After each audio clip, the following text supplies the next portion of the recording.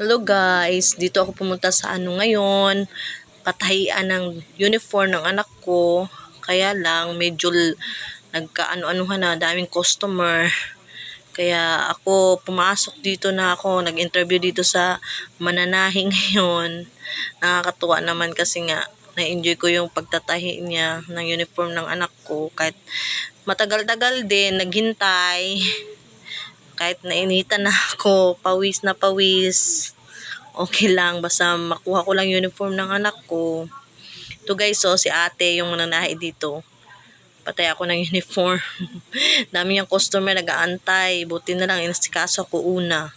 Nahirapan siya kasi nga yung mga dating niyang mga nagpatay sa kanya, andyan na nagsidatingan. Isa na ako doon. Hindi naman maiwasan talaga na merong oras, 'di ba?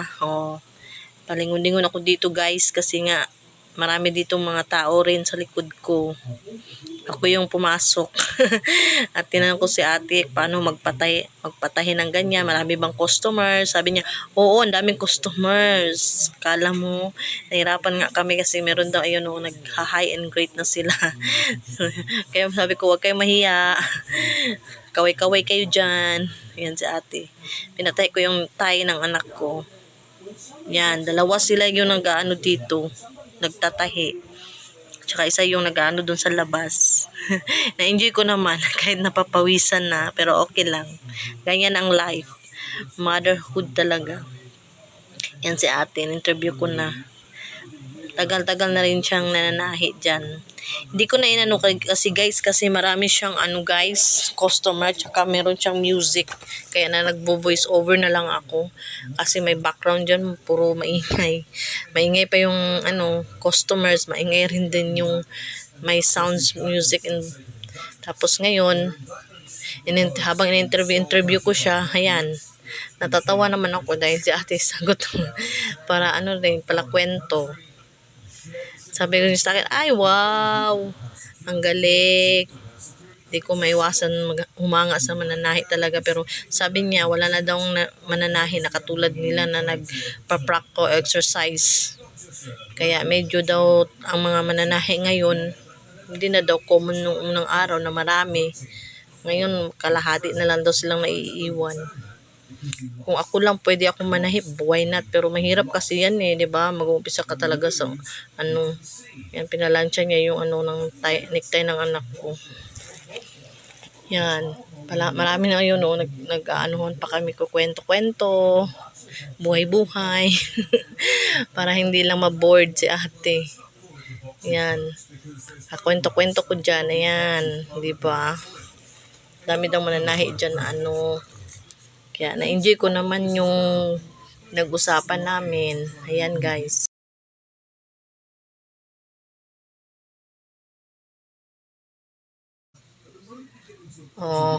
Ayan na. Lapit nang matapos. Kaya yun. Tinitingnan ko lang anong ginagawa ni ate. Mahirap hindi madali. Kakaano lang nila ng mga nila dyan. Di ba? Mahirap din ang buhay na ganyan, pero pag susumikap talaga, tiyaga lang. Tiyaga hanggang matapos. At least pinapasok ko ni ate, 'di ba? 2 uniform pinatay ko diyan Kaya nahirapan siya. Kailangan na kasi sa school ang uniform, kaya medyo pinamamadali ko. Hindi ko naman nakalimutan pala nila yung necktie lang pala ng anak ko.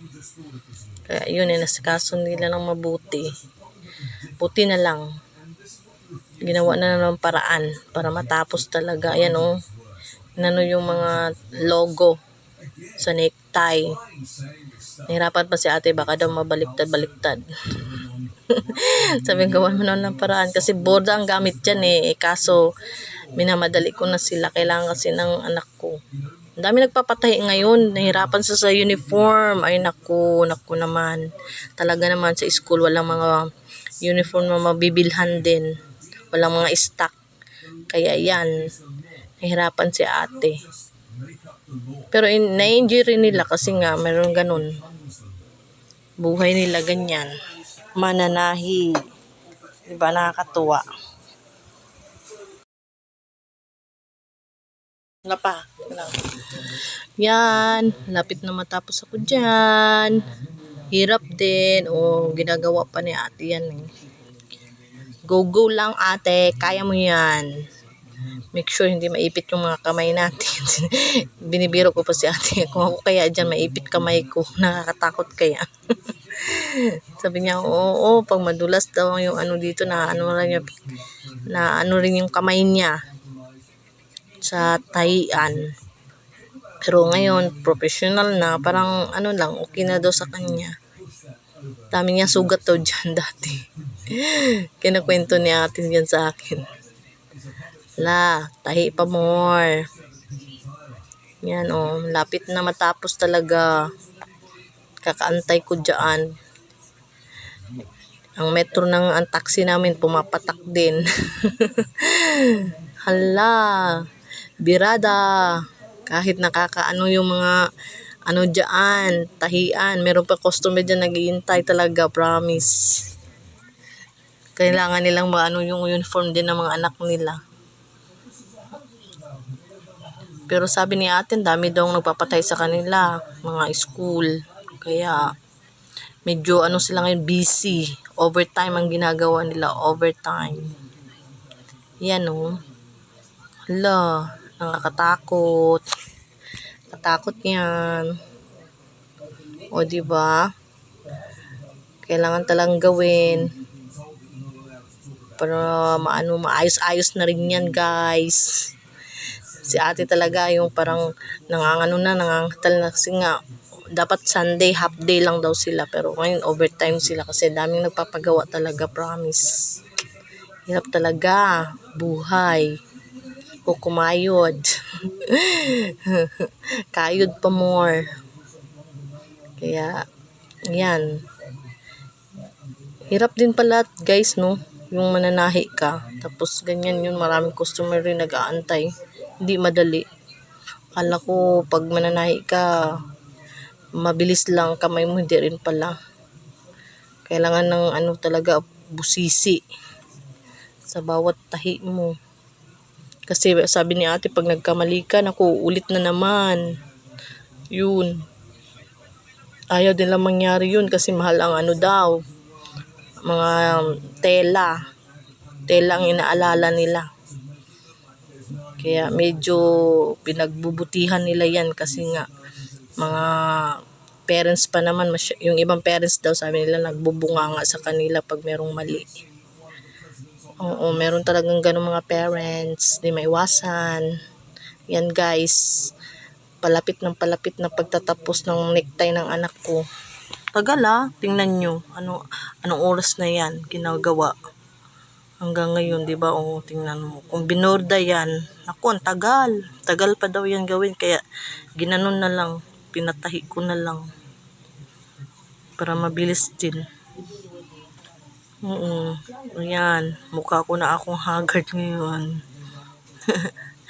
Nag-ahino. Ginawa ko lang voice over to kasi ang dami nga music. Kung wala lang music, naku, matutuwa kayo sa sinasabi ni ate sa akin. Kaso yung mga background music, bawal yan Kaya iniiwasan natin yan, ma-violate tayo. Kaya nagtitiis na lang tayo ako dito sa voice over. Voice over na lang malakas dito. Ayan guys. Kung magpapatahi kayo guys, siguraduhin yung hindi busy yung nagpapatahi. Talagang maanuhan kayo ng buwan-buwan bago matapos yan. Kasi yan sa akin, 1 buwan bago ko inantay matapos yan. Kasi nga si ate sabi niya 1 buwan talaga matapos. Naku, ang hirap diba, 1 buwan ka naghihintay. Ngayon pang buwan na to makukuha. O diba, anong buwan yun na nagpagawa ako? Other month? Saan ba yun? August tayo ngayon. August. July pa. Diba? Yan. Nasikaso na ni ate. Kaya nahirapan siya sa akin. Ang ingay ko dyan, ang ingay ko talaga. Bibig ko, parang ano, natatawa sa akin si ate. Yan. Ano-ano na niya, oh, di ba? Sana all. Marunong talaga sa pagtatahi. Nakakatuwa mga kamay sa mananahi talaga. Ay, salute. Saludo ako sa inyo, grabe. Kamay ni ate, oh. Talagang, oh, di ba? Kayod talaga, kayod pa more. No, asikaso mo yan, guys. Yan ko na si ate yung gagawa ng ganyan para hindi malito din. Nakakalito talaga yan. Yan o, pinaulit-ulit niya. Diba? Yan, tingnan nyo guys, ang ginagawa niya. Oh, diba? Oh. Yung isa na naman. Lahat ng uniform ng anak ko ay bago. Bagong-bago. Masapatos. Tsaka yan. Uniform niya. Grabe. Yan si ate. Yung isang ate nagtatahi doon. Oh. Oh. Di pa matapos-tapos si ate. Yan guys. Hirap din anuhin yan. Necktie dyan. Pag-aaralan talaga paano gawin. Oh. Diba? Yan. Anuhin pa niya yan. Ang mudra, tingnan mo, pawis na pawis na. Pero maingay pa rin ako dyan. Nakatayo ako is half hours yata. Pinagtiisan ko yan. Ay, ang mukha ko. Talaga, oo. Mainit sa loob. Mainit talaga. Tawa pa rin ako ng tawa kahit ano, nagpapatawan lang ako. Para mawala yung bagot. Yan. Lapit nang matapos. O, diba? Hirap magpagawa talaga ng uniform pag hindi ka advance nagpagawa. Ganon. Ganon ang buhay. Okay guys. Uwi na ako. Napapunta na kami sa labas. Ayan. Yan, papasok na ako ng taxi. Okay guys. Yan, kasama na ng anak ko. Nahiya pa siya, oh. May yan, uniform niya, kinuha ko na. At lahat. Okay guys. Thanks for watching. Pinapawisan ng mudra. Thanks for watching.